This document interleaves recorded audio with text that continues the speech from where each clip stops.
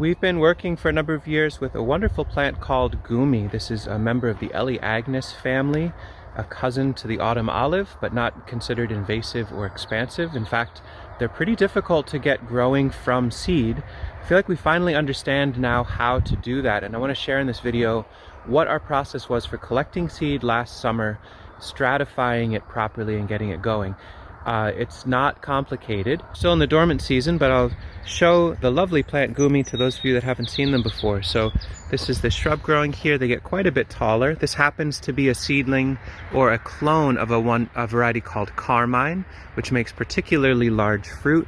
Very delicious midsummer fruit, high in nutrients and antioxidants and lycopene and all sorts of wonderful high value food things. It's also a nitrogen fixer, and it's a good strong woody shrub, so it could be something that allows peas or cucumbers or other climbing annuals to grow up them, or to facilitate the growth of trees. We plant these next to pears and apples in our other landscape as a nitrogen fixer early succession fruit bearing plant, but they've been pretty hard to grow from seed.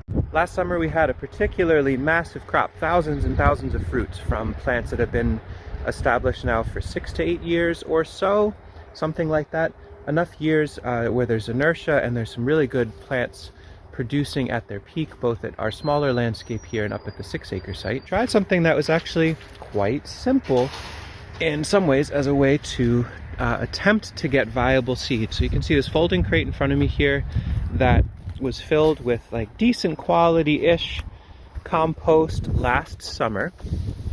And here are these seedlings. These are all seedlings of Gumi. We have 3 crates of this. We have many, many thousands of seedling Gumi. Now there's a lot of work ahead of us to transplant these out into nursery beds and let them grow for a season. I'll talk about that in a moment. But what we did is, as we ate the fruit in the summer, we had this box prepped. This has holes in the bottom to allow for drainage and a lid that can close. And we spit the seeds out. You can see, or we basically collected a bunch of seeds, then spread them out, put some wood chips on top. These crates stayed outside for the winter. During the summer, so these cropped in July, we closed the crate up and we put them in a cool, out of the sun place, so it didn't cook them for the rest of the summer. And then in the fall, we got them in direct soil contact and buried them in leaves, which I talked about, very, very deeply. And that gave them cool, moist stratification without too much intense freezing.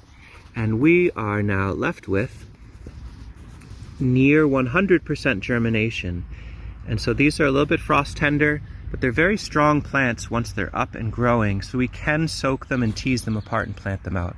And to decode my note here, so this was June of 24, so last June, Gumi. SS and RG is Sweet Scarlet and Red Gem. They're 2 named cultivars. That's predominantly the variety of fruit we collected from. Pulp from wine, no cook. So we took these fruits and we put them in a big mash with sugar to start the process of making Gumi wine.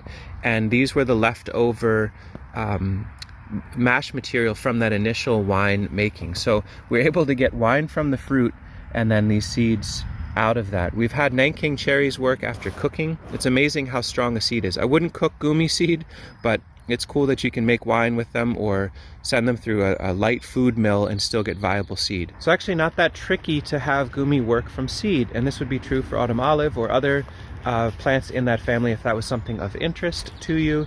These are seeds that are not comfortable with drying out, so I would encourage you, if you do want to buy Gumi seed, if we have another really strong year, maybe we'll offer them in the fall. But our friends at Twisted Tree, Akiva Silver over at Twisted Tree Nursery in Spencer, New York, offers Gumi seed that never dries out. He washes them, he probably gets fruit and juice from them, washes the seeds, and then stores them in moist sand, I believe. The key is with these sorts of trees, for whatever reason, they don't want to dry out and they don't want to freeze. So having the seed go directly into media as you're enjoying them in the summer months, having that be in a cool, relaxed, out of the sun place, but warm enough, and then in the fall covering it up and burying it so it has ground coupling and good insulation, and leaves work just fine. Completely natural, abundant, free resource. Maybe it's hay, whatever you need, but rodent protection and stored for the winter, then they can come out and start being planted. It's pretty easy. Got this crate of really nice sprouting seeds that will definitely need to be moved along sooner than later. The clock is ticking, and as time allows, we prep up another garden space, get it really nice and weed-free and fluffy and lovely, and transplant them in. So you can see here is a spot where I've been moving these little Gumis in. So there's one, there's a little one, probably about 2 to 4 inches of space between them. So these are transplants from that crate, buried nice and deep, keeping their roots nice and clean and straight, and then I sift mulch over top because they're pretty fragile. So I put sawdust in a milk crate and bounce it over this, or over a container that allows a fine material through.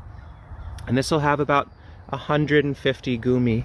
We do our normal pattern of the center of a bed gets a nursery crop. So Gumi, hardwood cuttings of Russian pomegranates, and more Gumi. And then the edges are our annuals. So we've got our lettuce and agretti, which we'll talk about more later, some little fun in strawberry form. So a few hundred Gumi in the center of this one bed, but there's a few thousand, so I've got my work to do, and so that might be roughly the end of this video. This summer, as you are enjoying fruit from all sorts of interesting permaculture plants, perennial hardy, soil building, soil affirming plants in the landscape, consider saving seed. Try keeping some cool and moist, maybe try planting some directly in a garden bed. If you're in a warmer climate, I suspect you could probably collect fruit from a plant like Gumi, sow them directly into good rich soil, and mulch it relatively deeply for the winter. Those folks like in Kentucky and Tennessee and Virginia and further south, their winters might be mild enough that that would be just fine enough. Up here in the cold north, we have to bank them in material, hide them under leaves for the winter, mimic deep deposition of leaves, and then bring them out into the warmth in the spring. So rules of engagement, not all that complex, really strong encouragement. I've been propagating for a bunch of years, but I still consider myself novice intermediate cusp. And so for those of you that are just getting started, spit seeds in a bucket, hide it for the winter, bring it out and see what you got. Thanks for watching.